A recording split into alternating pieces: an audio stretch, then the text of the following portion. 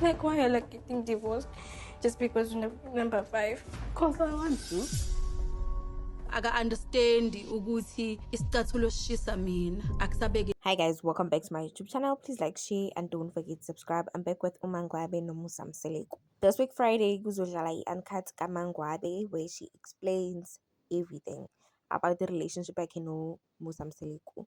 As we all know, Umangwabe bekahlezi ethi yena ufuna ukudivorce, ufuna ukuhamba, and we all don't know ukuthi vele bebeyikhuluma iqiniso ethe uyahamba sibona kule uncut ezayo.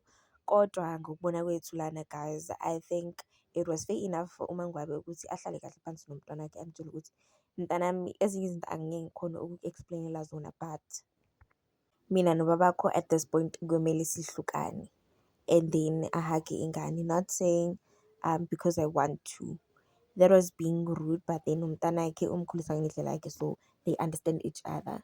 Kule uncut yeah, this Friday we will get iside la kaMangwabe and know what was happening inside a relationship yakhe no Musamseleko and what made her like this, ukuthi achintshe from being a sweet Mangwabe behlezi ehleka nendoda yakhe to being this rude. Enye into okumele si-understande kuMangwabe guys, ungene esembini eyazi ukuthi ithembu lesi kunabanye abafazi, indoda won't choose you every day but uzonichuza nonke equal because kuye ni-equal. Mhlambe wena ungaba u-number 4 but then kuye ni-equal. As we all know ukuthi Mangwabe was angry ukuthi uMusa uhambile wayithatha uwife number 5 which replaces her, while bonke bele ba-agree ukuthi uMbali nguye u-number 4 owokugcina.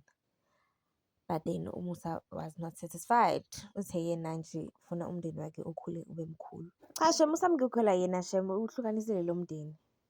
From them staying eMzumbe to them being apart. Nomunye unendlu yakhe babonana once in a while makune-meeting noma kuthiwe sima tripini. Imagine. And uSamge guys is just there ngicela ukutholela uthando.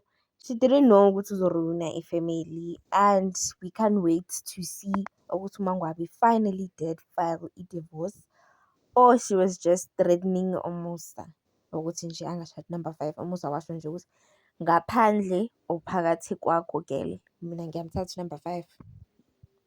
We can't wait. Sifuna ukubona. This is the drama we are living for. Guys, what are your thoughts on this? Mina, I think she was just playing ngoMusa. uMangwabe angeke ahambe ngoMusa. Angahamba yena ne kodwa akuthembisi ukuthi angahamba man. Mhlawumbe uyathusela nje kuphela. And we don't know ukuthi uMusa umenzani masekathi isicathulo sashisa. Maybe Musa is something else asazi thina.